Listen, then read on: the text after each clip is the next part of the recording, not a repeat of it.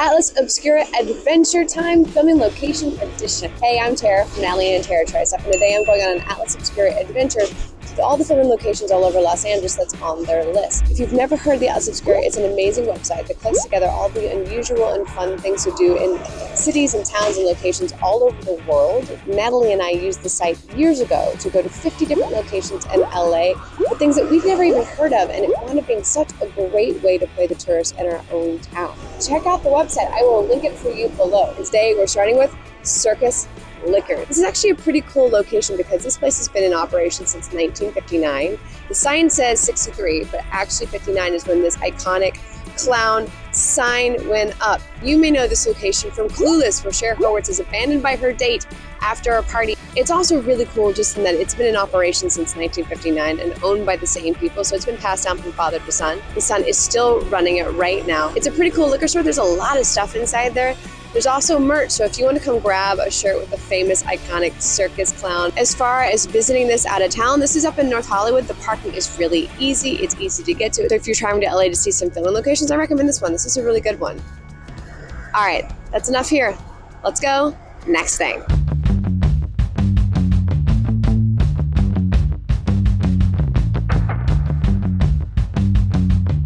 So just a mere 7 minutes from that first location, we find the Brady Bunch house.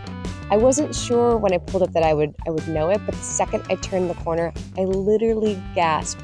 So this house served as the exterior location shot for the Brady Bunch television show. The show wasn't actually filmed here, they filmed that on a studio, but they did remodel this in 2019 for the interior to look just like the show.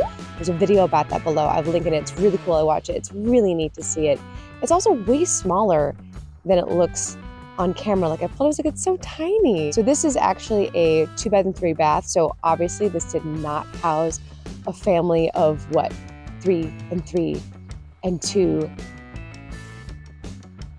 9 people, counting the live-in maid. But it was chosen by the show's creator because it looked like the kind of house that an architect would live in. And I gotta agree, for the period, this looks so Frank Lloyd Wrighty to me. This is a residential area, so if you are visiting, please be respectful of the neighbors who live here. But there's loads of parking. It's a really quick little visit. Another great location to see if you are in LA wanting to see some real filming locations. All right, next thing.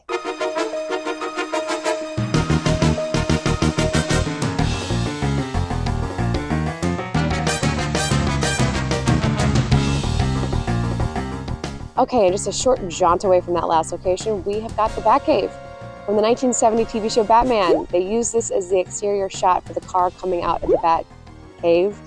Actually, what's fun is this is more of a bat tunnel. If you walk up close to it, you can see that it goes all the way through the tunnel. And unfortunately, they've had to fence it up. Used to, you could walk through it yourself. In recent years, they've had to fence it up. I'm sure people were hanging on it that weren't supposed to. This is why we can't have nice things. This cave is actually called the Bronson Caves in Bronson Canyon, which is a hiking spot here in LA. Also, these canyons have been used in a lot of the spaghetti westerns from way back in the day, and you can kind of see, like looking at the canyons, how they've got this Wild West feel to them. So what's kind of cool around here is somebody came up here and put in a giant rock spiral that you can walk through, kind of like a meditation spiral, and there's tons of crows over here as well. So if you come up here, bring snacks for the crows, walk the rock spiral, get your picture in front of the Batcave. The parking is really easy. It's free, easy to get to. It's just a 10-minute hike to get up to the spot. I wouldn't even call it hiking, I just call it uphill walking. Oh, also bonus points when you round the corner of the canyon, you get the most amazing view of the Hollywood sign. Check this out. Look at that. Right there. Right there. So cool. That's a really, really cool view, actually.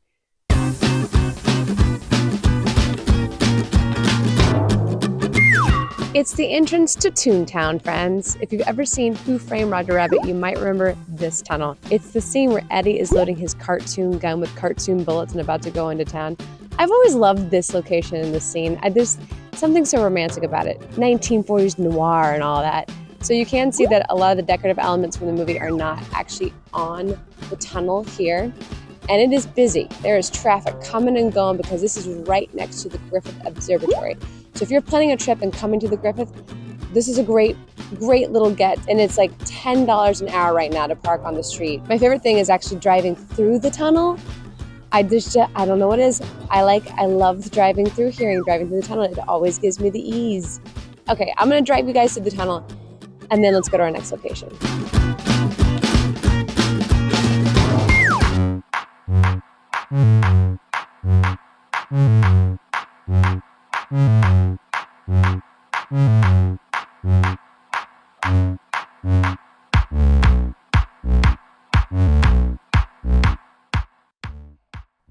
And this is the moment that I lost audio in the field, which would be appropriate because this is the house from American Horror Story Season 1, Murder Mansion.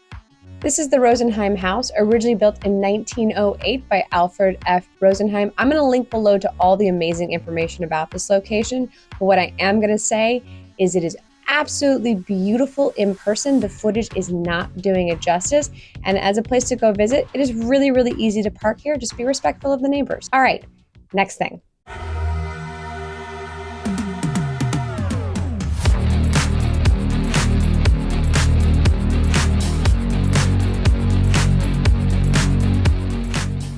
Okay, I've made it to my final destination. It's the Millennium Biltmore Hotel, and you might recognize these elevators from a movie called Ghostbusters.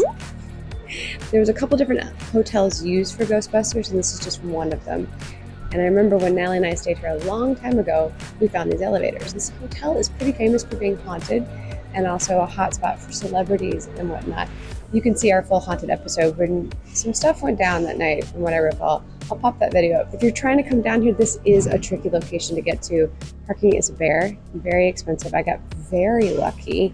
I got myself a spot on the street. I got to wander in, no minimal cost. So this ends my Atlas Obscura adventure. If you enjoyed this, check out Atlas Obscura. It's a really cool resource for traveling. I kind of forgot how fun it is to play the tourist in your own hometown. You wind up just opening your eyes to the things around you and like seeing the world a little better. So, all right, thank you for joining me. I'm Tara. This is Natalientara Try Stuff. Check out all of our other Atlas Obscura adventures. I'll link that up above. Speaking of ghosts and spooky things, we got a lot of ghost content. Really fun stuff where we travel to haunted locations. Some of my favorite episodes for sure. All right, see you guys next time. Thanks for joining me on this very fun adventure.